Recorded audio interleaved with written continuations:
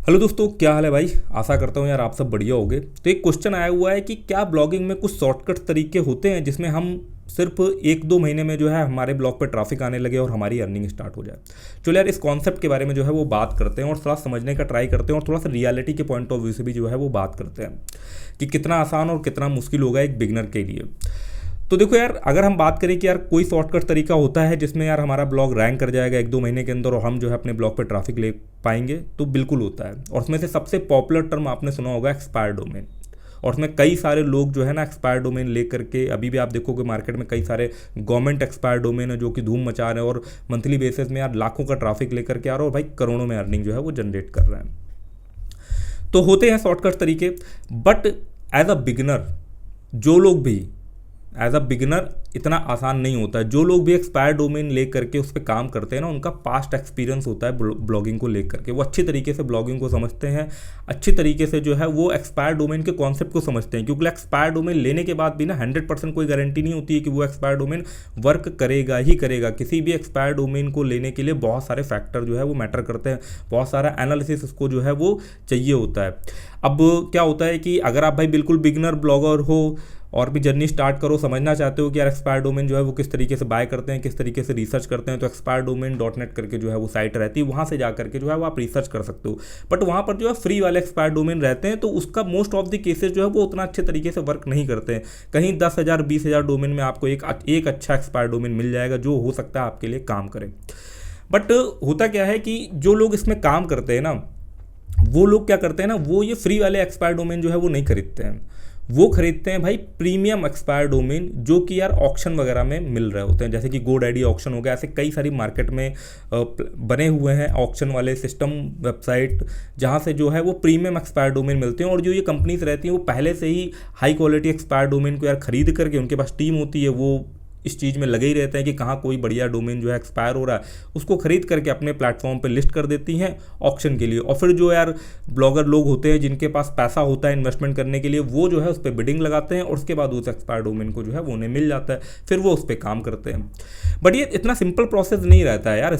जो भी बंदा एक्सपायर डोमेन लेता है ना, वो यार बहुत बार फेल हो चुका होता है एक्सपायर डोमेन ले करके।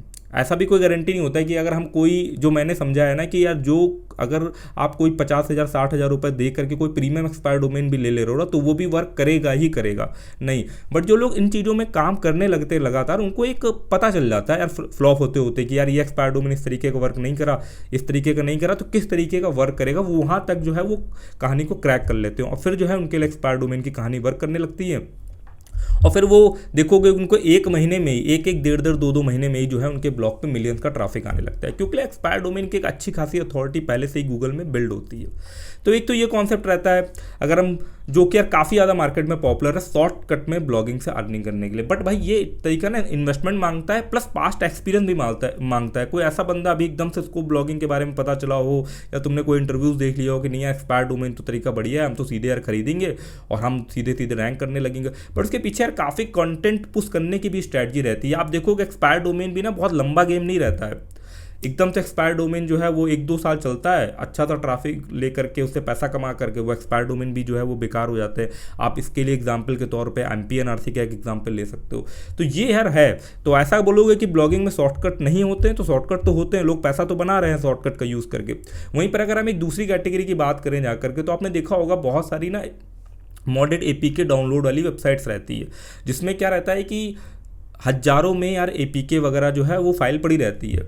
तो लोग क्या करते हैं ना, ये भी एक शॉर्टकट तरीका है, इसमें भी जो है वो जल्दी रिजल्ट मिलता है। लोग क्या करते हैं ना, वो हजारों APK की वेबसाइट जो है वो नहीं बनाते हैं, वो उसका ब्लॉग नहीं बनाते। वो क्या करते हैं, उसमें से कोई एक पॉपुलर APK चुनते हैं और उसका एक माइक्रो नीश बना देते हैं। सेम EMD का जो है, उसी ऐप के EMD का जो है वो डोमेन लेते हैं, बिल्कुल एग्जैक्ट मैच डोमेन, और उस पर एक सिंगल पेज का बढ़िया सा यार ऑप्टिमाइज करके वेबसाइट बना देते हैं। और डाउनलोड करने के लिए या तो वो APK की फाइल को अपनी गूगल ड्राइव में कहीं डाल लेते हैं, या डायरेक्ट जो मेन वेबसाइट होती है ना, जहाँ पर 10 हज़ार APK पड़ी है, वहीं से लिंक कर देते हैं कि क्लिक करने पर डायरेक्टली उन्हीं के सर्वर से फाइल डाउनलोड हो जाए। ये सब फंडा लगाते हैं, क्योंकि लिए यार होता क्या है ना, जिसमें 10,000 फाइल्स पड़ी हुई है ना वेबसाइट पर, उससे बेटर अगर EMD ले लिया गया उस ऐप के नाम पर, ठीक है ना, और उस पर अगर सिंगल पेज का वेबसाइट बनाया गया है तो उसके चांसेस बहुत ज़्यादा बढ़ जाते हैं रैंकिंग के लिए। तो इस तरीके की वेबसाइटों में भी देखा गया है ना कि बहुत फास्ट रिजल्ट मिलता है। बट प्रॉब्लम क्या क्या आती है कि जब लोग ना बिल्कुल ब्रांड के नाम पर EMD डोमेन ले लेते हैं, तो जो कंपनी होती है जिसका वो आप ब्रांड यूज़ कर रहे हो तो डोमेन पे, वो जब चाहेगी तब आपका डोमेन बंद करवा सकती है। ठीक है, क्योंकि भाई उसके पास उसका कॉपीराइट होता है, ट्रेडमार्क होता है उसके पास उसका ना। तो ये भी एक रिस्क वाली चीज़ रहती है। दूसरी यार मॉडर्न APK में ये भी रहता है कि एडसेंस जो है वो भी यार रिस्क में रहता है। मतलब लोग यूज़ करते हैं, मिल जाता है, आसानी से अर्निंग होती रहती है, बट कभी कभी देखा गया है कि भाई एडसेंस वगैरह भी जो है इसमें उड़ जाता है।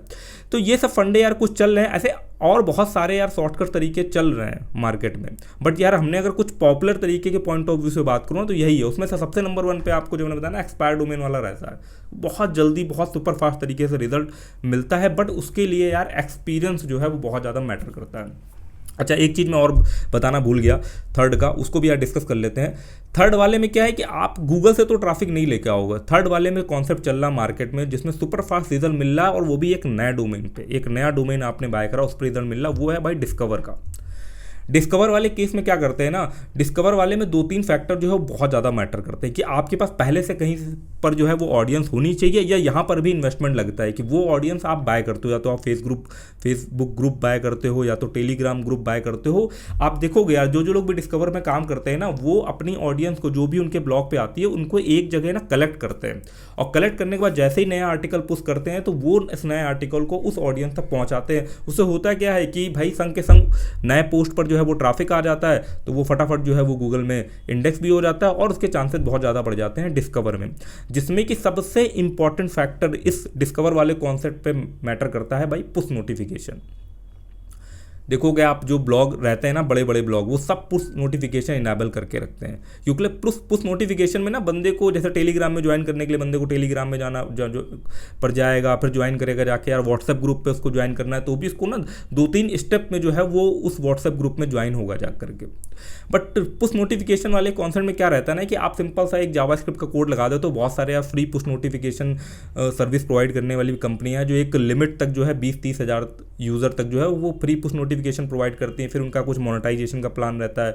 इसी में कुछ डेडिकेटेड यार कंपनियां भी हैं जिसमें वो पूरा पुश नोटिफिकेशन का सॉफ्टवेयर जो है वो आपके सर्वर पे इंस्टॉल कर देंगी, उसको आप जैसे चाहो यूज़ करो। तो इस तरीके के अलग अलग कॉन्सेप्ट जो है मार्केट में चल रहे हैं पुश नोटिफिकेशन को भी लेकर के। तो जिनके पास काफ़ी अच्छा खासा ट्रैफिक आ रहा होता है किसी पुराने ब्लॉग पे या कहीं से भी, उसको वो सारा कलेक्ट कर लेते हैं। उसके बाद बेनिफिट उनका ये होता है ना कि चाहे तो वो इस ब्लॉग पर वो ट्रैफिक भेजे। अब पुश नोटिफिकेशन में ऐसा नहीं होता भाई, ये भी चीज़ समझ लो कि ऐसा नहीं कि जिस ब्लॉग को बंदे ने पुश नोटिफिकेशन में सब्सक्राइब करा होगा ना, तो जो ब्लॉग का ऑनर है वो उसी ब्लॉग के लिए ट्रैफिक भेज सकता है, ऐसा नहीं है। अगर उसका ये ब्लॉग बंद हो जाता है किसी कारणवश, एक्सपायर डोमेन था फिर बाद में वर्क नहीं करा, तो वो एक नया डोमेन नेम ले करके सारे पुश नोटिफिकेशन वाले जो बंदे इसके हैं ना उनको हमेशा यूज़ कर सकता है, और उस ट्रैफिक को अपने नए ब्लॉग पे भी भेज सकता है। तो संग के संग जो नया ब्लॉग होता है वो भी भाई डिस्कवर में जाने लगता है। अब डिस्कवर के साथ बेनिफिट ये हो जाता है कि भाई आपको गूगल सर्च पर डिपेंड नहीं होना है, आपको उस चीज़ का वेट नहीं करना है कि भाई कब मेरी पोस्ट जो है वो रैंक होगी, क्या होगी। डिस्कवर में आपका नया, मैंने देखा नया डोमेन बिल्कुल डिस्कवर में जो है इनके पास अच्छा खासा ऑडियंस उन्होंने या तो बाय कर रखा है,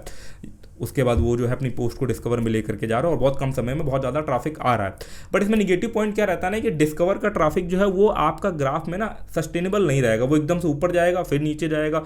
अगर कोई पोस्ट चली गई भाई बहुत आगे तक डिस्कवर में, तो एकदम से ट्रैफिक ऊपर जाएगा फिर नीचे आएगा। तो ये उसमें जो है डिस्कवर में फंडे रहते हैं। तो आई होप यार हमने कुछ चीज़ों के बारे में डिस्कस करा, आपको समझ में आया होगा। अगर आप भाई ब्लॉगिंग में इंटर कर रहे हो तो भाई कौन कौन से तरीके हैं जिनको आप शॉर्टकट के तरीके कंसीडर कर सकते हो कि हाँ भाई इन तरीक़ों से जो है ब्लॉगिंग में जल्दी पैसा बनाया जा सकता है। और वहीं अगर नया ब्लॉगर हो ना, तो नया ब्लॉगर हो तो भाई पहले तो यार 1-1.5 साल सीखने का ट्राई करो, यही सब स्टेप। और आप अगर इन तरीकों में डायरेक्ट भी घुस जाओगे ना तो भी आपको उतना जल्दी रिजल्ट मिलेगा नहीं, क्योंकि आपका एक्सपीरियंस कम होगा, आपके प्रैक्टिकल नॉलेज कम होगी। क्योंकि ये सब चीज़ें करने के लिए ना प्रैक्टिकल नॉलेज काफ़ी ज़्यादा मैटर करती है। और जो लोग भी चाहे तो एक्सपायर डोमेन में काम कर रहे हो, या तो डिस्कवर में काम कर रहे हो, या APK वाली वेबसाइट में काम कर रहे हो, वो यार काफ़ी टाइम से ब्लॉगिंग कर रहे हैं, मतलब उनको 1-1.5 साल हो जाता है, उसके बाद जो है इनको रिजल्ट मिलना स्टार्ट होता है। बट रिजल्ट इन सब टॉपिक में काफ़ी क्विक में मिलता है। ठीक है, तो चलो यार आज का वीडियो जो है यहीं तक रखते हैं। आई होप यार आपको कुछ कॉन्सेप्ट जो है समझ में आया होगा भाई, और फिर मिलते हैं किसी यार और इन्फॉर्मेटिव वीडियो में। तब तक के लिए धन्यवाद।